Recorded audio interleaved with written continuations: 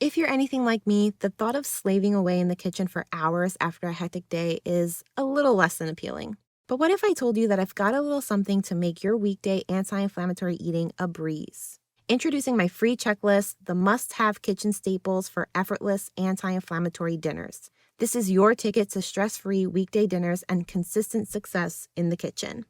Imagine not having to deal with last-minute grocery store runs or staring at your pantry in exhaustion. Imagine coming home from a demanding day, effortlessly whipping up an anti-inflammatory meal, and still having time to unwind, relax, and catch up on your favorite shows.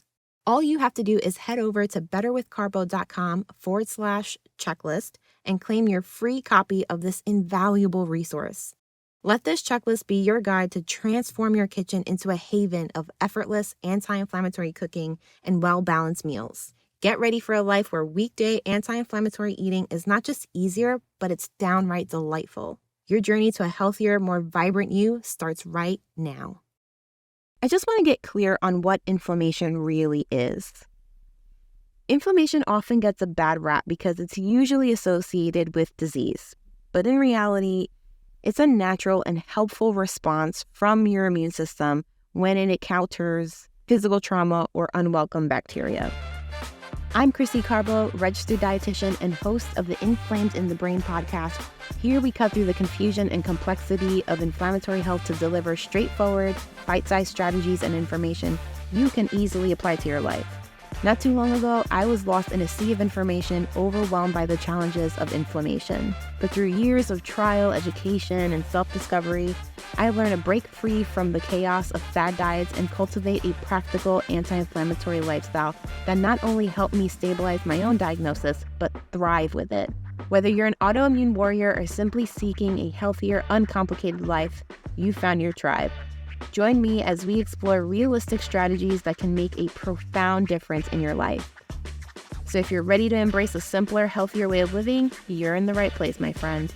Let's dive in, learn, and grow together. Welcome to the Inflamed in the Brain podcast. Let's get started. Hello and welcome to the Inflamed in the Brain podcast. I'm Krissy, your host and friendly neighborhood dietitian, and I'm so happy that you're tuning in today because today's episode is one for the books.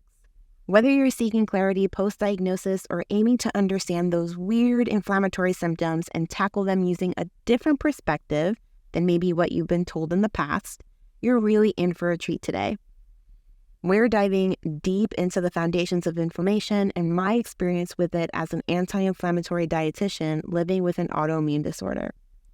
So grab your cup of coffee, lemon water, and maybe a notepad, and let's get into the nitty-gritty of what inflammation really is, and I promise by the end of this episode, you'll learn just how shifting your perspective on diet can be a total game changer in managing those pesky inflammatory symptoms, just like it did for me. For those of you who don't know me just yet, and maybe you're curious as to why I care about inflammation so much, well, I'm a registered dietitian, and my specialty is in integrative and functional medicine. That's just a fancy way of saying I like to dig deep and find real reasons behind health problems rather than slapping on a Band-Aid and addressing certain symptoms. My journey into this world of health started after years of hopping on different diet trends, and I thought that I was doing the right thing for my health. But as it turned out, I wasn't. Because in 2015, I got hit with an MS diagnosis. And if you don't know what MS is, it's a neurodegenerative disease driven by chronic inflammation.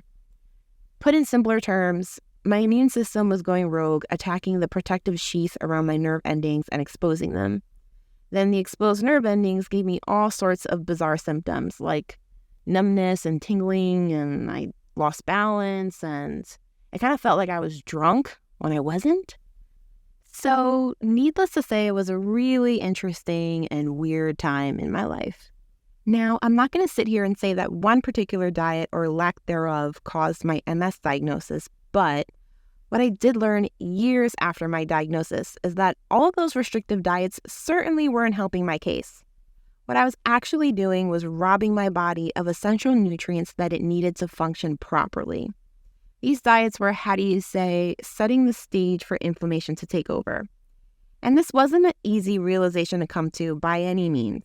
Like anyone facing a major health diagnosis, I was completely shocked and confused. My doctor told me there was no way to prevent this. No one really knows what causes MS. And my only option was a lifetime of immune suppressing medication that don't necessarily cure the disease, but delay the progression. So the way that I heard this in my head was there was nothing I could have done to prevent this. No one knew where this disease came from. And then over time, I could expect my condition to get worse, but the medication is only going to prolong that inevitable decline. Needless to say, I was completely devastated. But me being the person that I've always been, I wasn't going to sit back and just cross my fingers hoping for the best. But before I dive into how I addressed my diet after my diagnosis, I just want to get clear on what inflammation really is. Inflammation often gets a bad rap because it's usually associated with disease. But in reality, it's a natural and helpful response from your immune system when it encounters physical trauma or unwelcome bacteria. Picture your body as your home and your immune system as your trusty guard dog.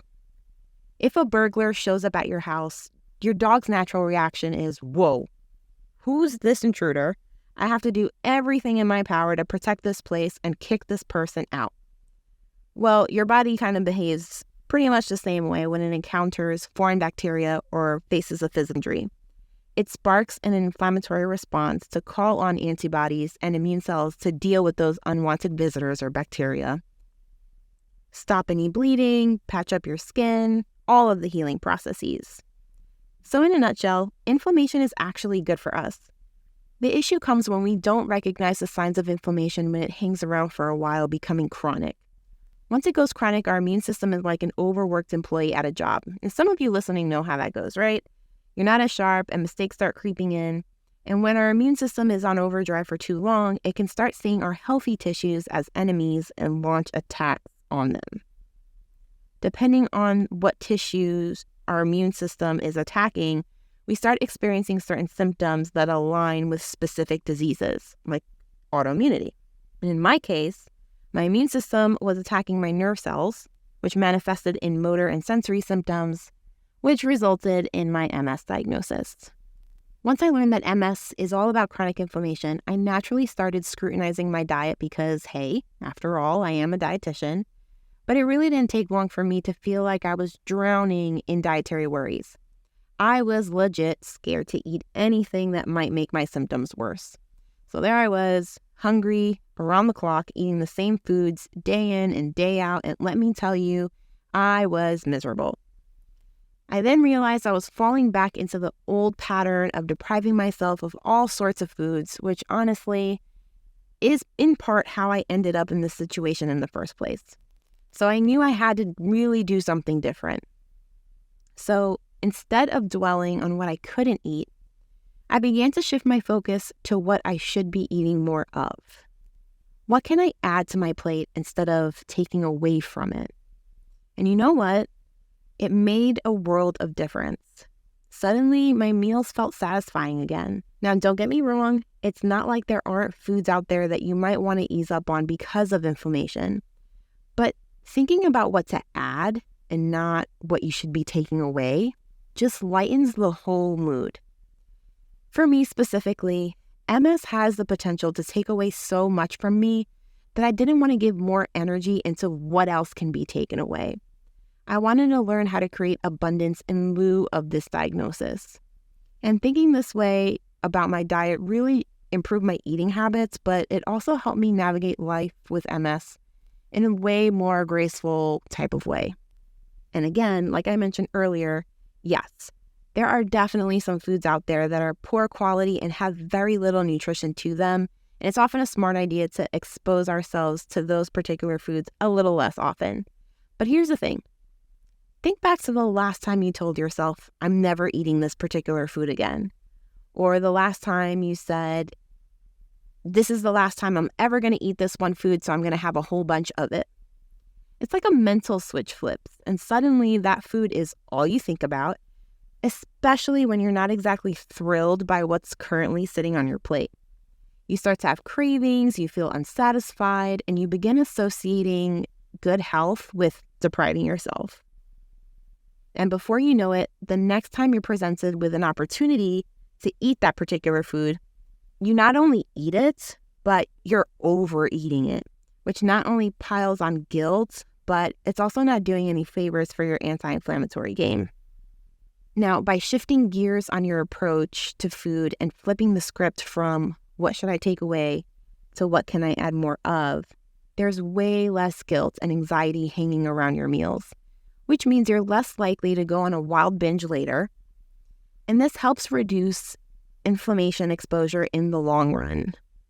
For me personally, this way of thinking has just been so liberating and has also helped me stay incredibly consistent on my anti-inflammatory journey.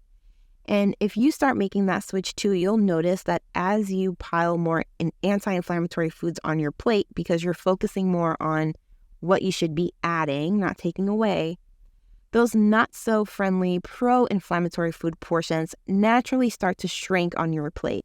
And you feel okay with that because you know that if you really wanted to, the food is available. It's not like you'll never have that one particular food item again.